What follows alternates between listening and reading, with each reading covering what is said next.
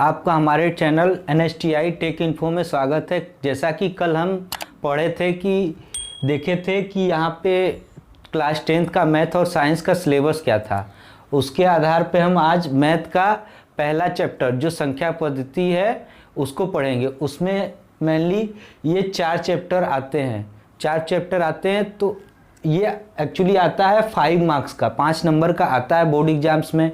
अब इन सारे चैप्टर्स को पढ़ने के लिए हमारे पास कुछ पहले से नॉलेज होना चाहिए। तो हम देखेंगे पहले कि प्राकृतिक संख्याएं, पूर्ण संख्याएं, ये सब क्या होती है। उसके बाद हम पढ़ेंगे थोड़ा सा लसम असम, फिर हम आएंगे वास्तविक संख्याएं, और सबसे ज़्यादा इम्पोर्टेंट जो है वो यूक्लिड विभाजन प्रमेयिका है। ओके, तो हम सबसे पहले देखते हैं कि प्राकृतिक संख्याएं क्या होती हैं। प्राकृतिक संख्याएं, यहाँ पे 1 से लेके 2, 3, 4, 5 जितना तक जाइएगा आगे इन्फिनिटी तक, 1, 2, 3 ये होती है प्राकृतिक संख्याएं। इसमें जीरो नहीं इंक्लूड होता है और 1, 2, 3, 4, 5, 6 और निगेटिव नंबर भी नहीं रहता है। ये सिर्फ पॉजिटिव रहता है और 1 से स्टार्ट होकर इन्फिनिटी तक जाता है। तो ये होता है हमारा सबसे बेसिक संख्या, ये नंबर का स्टार्टिंग होता है, इसीलिए इसको बोलते हैं प्राकृतिक संख्या। अब इसमें आता है दूसरा पूर्ण संख्या। ये आपको पहले से पता होना चाहिए था, फिर भी हम बता दे रहे हैं ताकि कितने स्टूडेंट ऐसे होते हैं जिनको बेसिक ये सब आइडिया नहीं होता या फिर रिकॉल हो जाएगा। पूर्ण संख्या, इसमें क्या होता है कि प्राकृतिक संख्याओं में ही जब हम 0 लगा देंगे तो ये क्या हो जाएगा, पूर्ण संख्या। यानी प्राकृतिक संख्या में जब हम 0 ऐड कर देंगे आगे, यानी 0 से लेके जितना भी आगे तक संख्याएं हैं उनको हम पूर्ण संख्याएं बोलते हैं।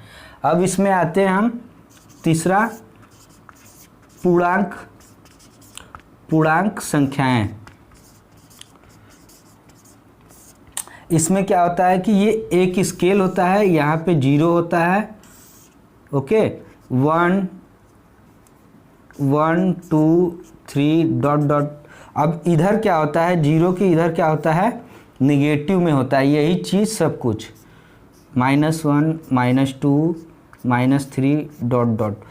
यानी कि 0 से पॉजिटिव और 0 से निगेटिव, ये सब को जब इंक्लूड कर दिया जाता है यहाँ से पूरा, ये होता है पूर्णांक संख्या है। अब आते हैं हम कि एक और भी नंबर होता है सम संख्या। सम संख्या क्या होता है, इसको इवन नंबर भी बोलते हैं, इंग्लिश में लिखते हैं, बट हम हिंदी में पढ़ रहे हैं तो अभी सम संख्या। देखिए वो संख्या जो 2 से विभाजित हो जाए। तो इसमें क्या होता है, 2, 4 एग्जाम्पल लेंगे तो इसमें जब 2, 4, 6 डॉट डॉट 8 ऐसे 2 से जो विभाजित हो जाए वो। अब इसमें आता है विषम संख्याएं। विषम संख्याएं आता है तो विषम को क्या बोलते हैं, ऑड बोलते हैं। विषम क्या होता है, ऐसी संख्या जो 2 से डिवाइड ना हो। तो 2 से जब डिवाइड नहीं होता है तो इसमें क्या होता है, 1 होता है, 3 होता है, 5 होता है, डॉट डॉट डॉट। अच्छा, इसको हम क्या लिख सकते हैं, 2n लिख सकते हैं, और इसको हम क्या लिख सकते हैं, 2n+1 के फॉर्म में। जब भी हम क्वेश्चन करते हैं तो ऐसे लिख के तब हम एग्जाम्पल। अब इसके बाद आते हैं अब हम देखते हैं कि वास्तविक संख्याएं क्या होती है। तो वास्तविक संख्याएं क्या होती हैं, जो संख्याएं वास्तविक संख्याएं, जो भी संख्याएं इस फॉर्म में 1, -1 या फिर p/q के फॉर्म में होती है, वो सारी वास्तविक संख्याएं होती है। इसके बाद एक होता है अवास्तविक संख्याएं। ये वास्तविक संख्याएं सिर्फ आपको जानने के लिए है। अब दूसरा है कि अवास्तविक संख्याएं। अवास्तविक संख्याएं जैसे आगे जाके आप पढ़ेंगे इंटर लेवल में, -√में ऐसे होता है, इसको कॉम्प्लेक्स नंबर बोलते हैं। ऐसे जितनी भी संख्याएं होती हैं इनको अवास्तविक संख्याएं। अब हमारा जो मेन है मकसद, अब हम पढ़ते हैं लसा यानी एलसीएम, लोवेस्ट कॉमन फैक्टर। जैसे कि एग्जांपल लेते हैं, आप पहले शायद 9th में पढ़े हैं। अब जैसे कि एग्जांपल लेते हैं 2, 4, 8, इसका हमको निकालना है लसा। तो लसा निकालने का भी 2 मेथड होता है, लेकिन जो सबसे आसान वाला मेथड होता है वो ये होता है कि आप ऐसे लिख लीजिए। ओके, अब इसके बाद इसको नंबर से डिवाइड करते हैं। जैसे इसको 2 से डिवाइड करेंगे, फिर ये 2 आएगा, फिर ये 4 आएगा, फिर इसको 2 से डिवाइड करेंगे, यहाँ पे 1 ही होगा, यहाँ पे भी 1 हो जाएगा, यहाँ पे 2 हो जाएगा, फिर इसको 2 से डिवाइड करिए तो ये पूरा का पूरा 1 1 हो गया। अब यहाँ पे इन तीनों को मल्टीप्लाई कर लीजिए, कितना होता है, ये 8 हो गया। ओके, अब हमको ऐसी संख्या, लसा का मतलब होता है सिंपली कि ऐसा संख्या फाइंड करना दिए हुए संख्याओं में कि इससे इसमें हम क्या करें, भाग दे सके, इससे भी इसमें भाग दे सके और इससे भी इसमें भाग दे सके, तो ये तीनों से कट जाए। तो देखिए 8 है जो तीनों से कट जाएगा। अब हम और भी मेथड होता है लेकिन अभी नहीं जानेंगे। अब हम देखते हैं कि एचसीएफ क्या है। इसको बोलते हैं हाईएस्ट कॉमन फैक्टर। जैसे 2-3 नंबर दे दिया, आपको एचसीएफ निकालना है 2, 4 या 8 का, तो इसको भी इसी मेथड से करेंगे, लेकिन थोड़ा सा डिफरेंस होता है। इसका 2 मेथड बताएंगे क्योंकि एक मेथड और है जो कि बहुत ज़्यादा इंपॉर्टेंट है। इसमें देखिए 2 से डिवाइड करेंगे हम इन सब को, इसको भी डिवाइड करेंगे, इसको भी, और सबको इस तरह से लिखते हैं। ओके, अब देखिए ये 2, अब देखिए फिर डिवाइड करेंगे तो यहाँ पे 1 आ गया। तो हाईएस्ट कॉमन फैक्टर का अर्थ ये होता है कि आप इन सब को, ऐसी बड़ी से बड़ी संख्या जिससे ये तीनों संख्याएं 2, 4, 8, ये तीनों 2, 4, 8 डिवाइड हो जाए सिंपली। अगर हम देखिए 4 से डिवाइड करेंगे तो 2 डिवाइड नहीं होगा, लेकिन अगर हम 2 से डिवाइड करेंगे तो 2 भी डिवाइड हो जाएगा, 4 भी डिवाइड हो जाएगा और 8 भी डिवाइड हो जाएगा। तो इसलिए इन तीनों का एचसीएफ कितना हुआ, 8। अब हम सीखेंगे भाग विधि से मसा निकालना। तो मसा निकालने के पहला मेथड हम बता चुके हैं जो कि कट करके है। अब दूसरा है कि भाग विधि से। भाग विधि से क्यों हम सिखा रहे हैं, आप कोई भी एक विधि से सीख लेंगे ना मेथड से तो काम आ जाएगा, लेकिन भाग विधि से सीखेंगे तो यूक्लिड का जो विभाजन का प्रमेय है उसमें इसका यूज होगा। ठीक है, तो अब हम जैसे एग्जाम्पल लेते हैं, हमको निकालना है मसा 25 और 125 का मसा निकालना है। तो भाग विधि में क्या करेंगे कि सबसे पहले हम देखते हैं कि जो हमारी बड़ी संख्या है उसको हम क्या करेंगे कि ऐसे लिखेंगे, भाज्य के तौर पे ऐसे लिखेंगे और इसको 25 यहाँ पे लिखेंगे। अब देखिए भाग दीजिए क्या आता है, 25 5 बार में कट गया।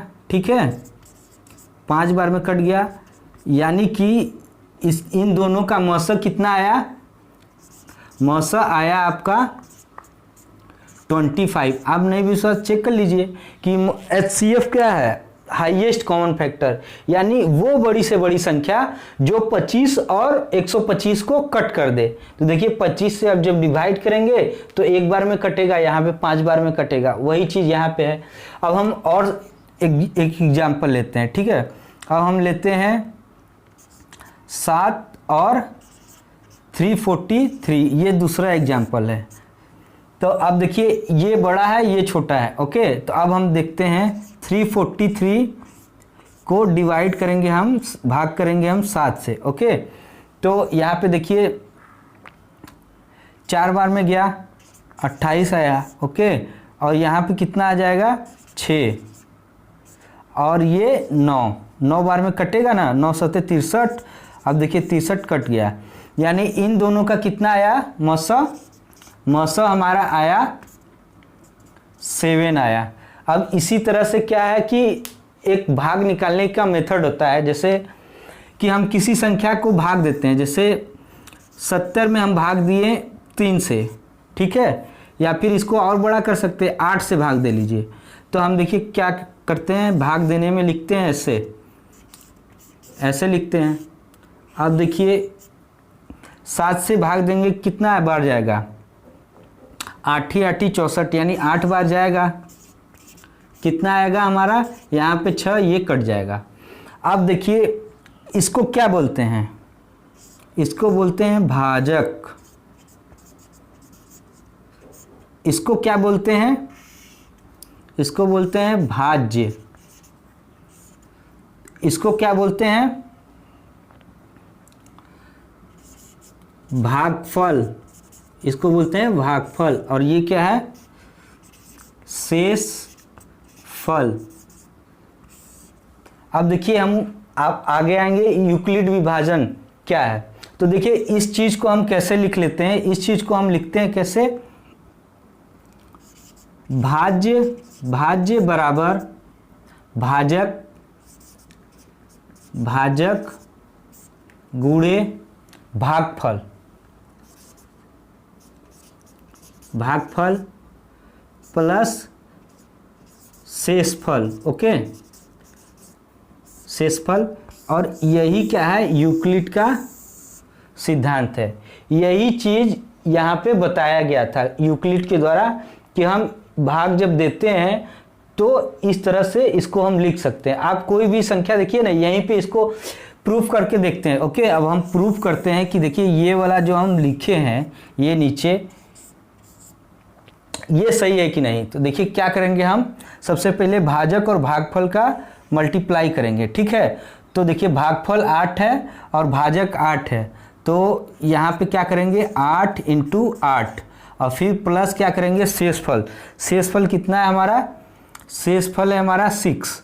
अब देखिए 8 × 8 = 64, 8 में मल्टीप्लाई किए तो कितना आया 64 आया, प्लस 6 कितना हो गया 80, यही तो है हम 70 आया, यही तो है क्या हमारा, यही है हमारा भाज्य, यही इसी को बोलते हैं यूक्लिड प्रमेय। और देखिए ये भागफल है, भागफल 8 है, और ये क्या है आपका भाजक है। ये इतना ही है। अब हम अगले जो है कि लेक्चर में क्या देखेंगे, जो हमारा अगला क्लास होगा उसमें हम इसका एक एक का जितना भी हम टॉपिक पढ़ाएं, ये सिर्फ आज हम थ्योरी पार्ट पढ़ाए हैं। क्यों, क्योंकि थ्योरी पार्ट जानना सबसे ज़रूरी है। अब हम इसमें जितना भी आपके बुक का, यूपी बोर्ड का जो बुक है उसका एक एक एग्जाम्पल हम करवाएंगे, ताकि आपको ठीक ढंग से सब कुछ समझ में आ जाए। और आपको करना क्या है कि आपको चैनल को सब्सक्राइब कर लेना है। क्यों, क्योंकि आपको जब भी सब्सक्राइब किए रहेंगे तो आपको नोटिफिकेशन आएगा, क्योंकि जो भी वीडियो, और मैं ही मैथ भी पढ़ाऊँगा, मैं ही साइंस भी पढ़ाऊँगा। ठीक है।